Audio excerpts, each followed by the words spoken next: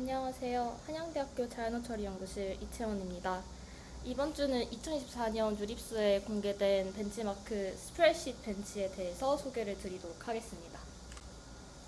먼저 이 벤치마크에 대해서 간단히 설명을 드리자면 이제 어떤 스프레드시트를 조작하는 능력을 평가하는 벤치마크에 대해서 제안을 한 것이고, 이제 구체적으로는 912개의 인스트럭션과 2729개의 테스트 케이스를 포함을 하고 있는 온라인 저지 스타일의 벤치마크입니다. 먼저 모티베이션부터 설명을 드리겠습니다.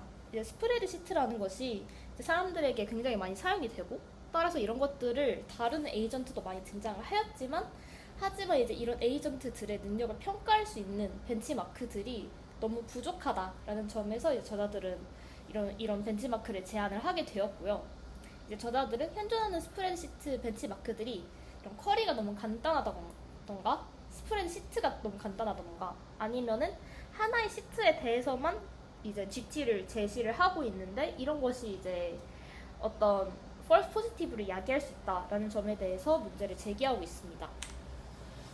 이런 상황에서 이제 저자들이 제안한 벤치마크에 이제 태스크 포뮬레이션을 더한 것 같은데요. 어떤 인스트럭션이 존재한다고 했을 때 이제 그 인스트럭션을 셀 레벨 또는 이제 시트 레벨로 이제 정의를 합니다. 그래서 셀 레벨 같은 경우에는 셀을 몇 개를 약간 수정을 하는 그런 태스크, 시트 레벨은 진짜 시트를 수정해야 되는 그런 경우고요.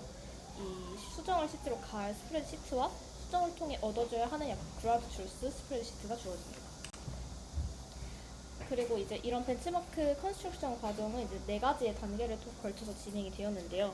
첫 번째로 데이터 소싱 과정에서는 이제 활발한 사이트들의 그런 데이터를 크롤링을 하였고, 데이터 필터링에서는 아래 4개의 기준을 통해서 다양한 질문들 중에서 좀 필요한 질문들을 선정을 하게 되었습니다. 세 번째로 데이터 포매팅 과정에서는 이제 인스트럭션 제너레이션 그리고 앤서 포지션 어노테이션과 같은 이런 구체적인 단계를 통해서 좀 더 이런 인스트럭션과 스프레드시트에서 형식을 통일하는 단계를 거쳤고요. 마지막으로 테스트 케이스 컨스트럭션에서는 이제 어떤 특정 답변이 특정 파일에서만 작동하는 것을 막기 위해서 이제 시트에 대해서 이제 시트를 여러 개를 만들어서, 그래서 이제 테스트 케이스를 늘려서 이런 테스트 케이스까지도 통과를 해야 정답을 인정해주겠다와 같은 그런 메트릭을 추가로 제안을 하였습니다. 스태티스틱을 보면 총 912개의 인스트럭션 그리고 2729개의 테스트 케이스로 약 한 인스트럭션당 3개 정도의 테스트 케이스가 이제 존재를 하고요. 매니플레이션 타입을 보면 10가지 정도 존재를 하고 있고, 이런 롱테일을 분포를 하고 있고, 마지막으로 굉장히 어려운 그런 조작이 필요한 벤치마크이다라는 점을 이야기를 하고 있습니다. 이제 매트릭으로는 온라인 쪽지 방식의 평가를 수행을 해서 어떤 소프트 리스트릭션이라고 하면은 테스트 케이스를 통과한 만큼 점수를 주는 매트릭이고, 하드 리스트릭션은 모든 테스트 케이스를 통과를 해야 점수를 부여하는 그런 매트릭입니다. 네, 그래서 실제로 이제 실험을 진행을 하였는데요. 그 실험 베이스라인은 테이블 QA에 이제 파인튜닝된 그런 모델들, 오픈소스 코드 모델, 오픈소스 제너럴 모델, 클로즈소스 모델, 마지막으로 스프레드시트에 특화된 약간 이런 방법들이나 프로덕트들을 사용하였습니다. 인프라 세팅은 이제 싱글 라운드는 이제 정말 한 번만 추론을 하는 이제 시트에 처음 몇 개 행을 프롬프트에 줘서 모델을 제공하는 그런 방식이고요. 멀티 라운드는 어떤 리액트 기반의 이제 방식이고, 이때 코드를 실행할 수 있습니다. 그리고 그 코드로는 시트의 내용을 확인을 할 수가 있습니다.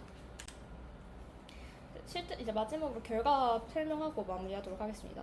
이제 전반적인 퍼포먼스를 보았을 때에는 이제 GPT-4가 가장 높은 결과를 보이긴 했지만, 전체 정확도는 18.35%, 15.02%에 그치는 낮은 정확도를 기록을 하였고요. 엑셀 코파일럿도 20% 정도의 정확도를 기록을 하였습니다. 하지만 인간 전문가는 71.33%, 62.0% 정도의 엄청나게 큰 격차가 존재하는 그런 모습을 보였습니다.